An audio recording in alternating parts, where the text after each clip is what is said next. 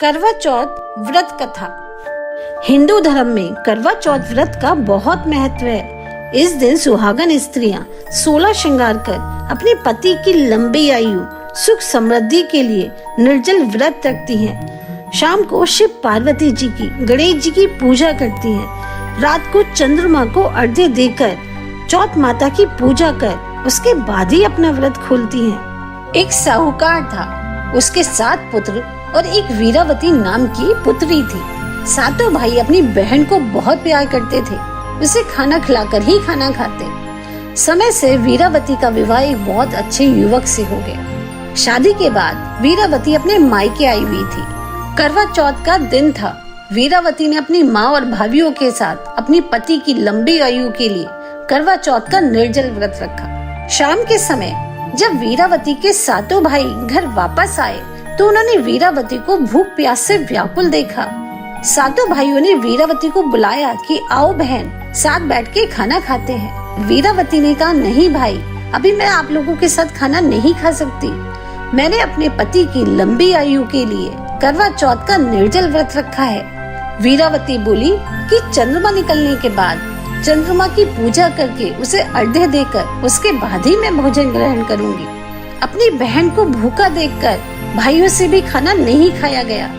तभी छोटा भाई भाग के घर के बाहर गया और दूर उसे एक पीपल का पेड़ दिखाई दिया। छोटे भाई ने जाकर पीपल के पेड़ पर एक दिया जला दिया। दूसरा भाई गया और उसने उस पे एक चल्ली ढक दी। भागा भागा तीसरा भाई वीरावती के पास आया और बोला, देख बहन, चंदा निकल आया। चौथा भाई वीरावती को सीढ़ी से ऊपर ले गया और चंदा दिखाने लगा। चंदा को देखकर वीरावती बहुत खुश हुई।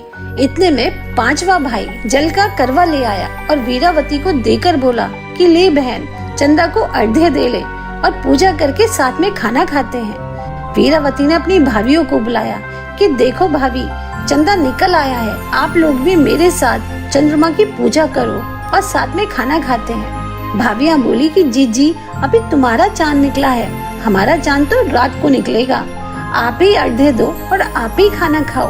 भाइयों ने वीरावती से कहा कि अपनी भाभीियों को छोड़ो, आओ जल्दी से अर्घ्य दो और हमारे साथ भोजन करो। खुशी खुशी वीरावती ने चंद्रमा को अर्घ्य दिया, पूजा की, अपनी पति की लंबी आयु की प्रार्थना की और जैसे ही वो अपने भाइयों के साथ खाना खाने बैठी, जैसे ही उसने अपने मुंह में पहला निवाला डाला उसे छींक आ गई। दूसरा निवाला डाला तो उसमें मक्खी आ गई और जैसे ही तीसरा निवाला वो मुंह में रखने वाली थी, उसके पति की मृत्यु का समाचार आ गया। वीरावती रोने लगी, विलाप करने लगी। तब उसकी भाभीियों ने बताया कि कैसे उसका व्रत खंडित हो गया है, चौथ माता उससे नाराज हो गई हैं, इसी वजह से ये सब हुआ। रोती भिलकती वीरावती जिस हाल में भी थी उसी हाल में अपनी ससुराल के लिए चल दी। रास्ते में वीरावती को जो भी मिलता उसे कहता कि जल्दी चांद निकलने वाली, खाना खा ले, बहुत भूख लगने वाली, खाना खा ले। रोती रोती वीरावती किसी तरह अपनी ससुराल पहुंची तो उसने देखा कि उसका पति मृत पड़ा है। अपने पति को देखकर वीरावती रोने लगी।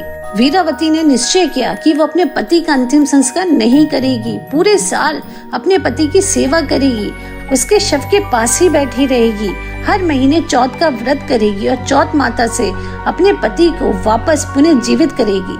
वीरावती पूरे 1 साल अपने पति के पास बैठी रहती है, उसकी देखभाल करती है। हर महीने आने वाली चौथ के दिन वीरावती पूरी श्रद्धा भक्ति से चौथ माता का व्रत रखती है। इसी तरह 1 साल बीत जाता है और करवा चौथ का दिन आता है। वीरावती को अपने पिछले साल की गलती याद थी।